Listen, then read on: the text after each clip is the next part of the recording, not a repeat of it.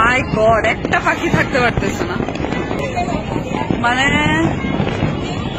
খুবই খারাপ অবস্থা। তো দর্শক, আপনারা এখন কিছু দৃশ্য দেখতে পাবেন যা খুব মানুষ হিসেবে আমাদের খুব লজ্জাজনক। যেমন নতুন বছরকে স্বাগত জানাতে গিয়ে আমরা কত পশুর পরিচয় পেয়েছি, যে আতশবাজি ফুটিয়ে পাখিদেরকে হত্যা করা এবং পাখিদেরকে কষ্ট দেওয়া, এটা আসলে আমরা মানুষ হিসেবে কতটুকু এই কাজগুলো আমাদের জন্য ভালো।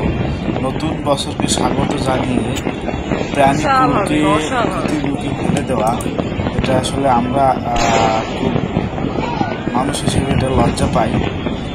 তো এই হলো অবস্থা, দেখতে পাচ্ছেন স্ক্রিনে হাজার হাজার পাখি, তাদের কত কষ্ট হচ্ছে আতশবাজির শব্দে।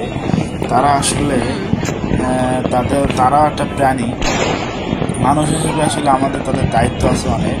তো আমরা সেদিকে খেয়াল না করে 31 ডিসেম্বর আমরা যে ক্ষতিগুলো করি প্রাণীগুলো, এটা আসলে মানুষ হিসেবে লজ্জাস্কর। তো আসলে কিছু বলার নাই, কিছু কিছু মানুষ হাজারবার বলার পরে এই ধরনের কাজ বারবারই করে থাকে। তো আমাদের উচিত সবসময় এই বিষয়গুলো গুরুত্ব দিয়ে দেখা, কারণ পৃথিবীর কোনো জিনিসই আসলে খেলনা না। মানুষের যেমন পশু পাখির দরকার আছে, পশু পাখি কিন্তু আসলে সবসময় মানুষের উপকারই করে। দেখবেন যে প্রাকৃতিক দুর্যোগের কারণে বা পরিবেশ পরিস্থিতির কারণে আমাদের অনেক বিরল প্রজাতির পাখি কিন্তু এখন দেখা যায় না, এবং পাখির সংখ্যাও দিন দিন কমে যাচ্ছে। এখন দেখুন ঢাকা শহরে আগে অনেক কাক দেখা যেত।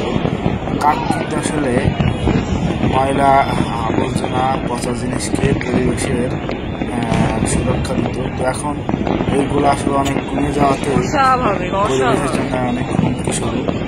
আমাদের উচিত এগুলো মাথায় রেখেই তার অবস্থান থেকে গঠনমূলকভাবে কোনো জিনিস করা, যাতে মানুষ অথবা প্রাণীগুলোর কোনো ক্ষতি না হয়।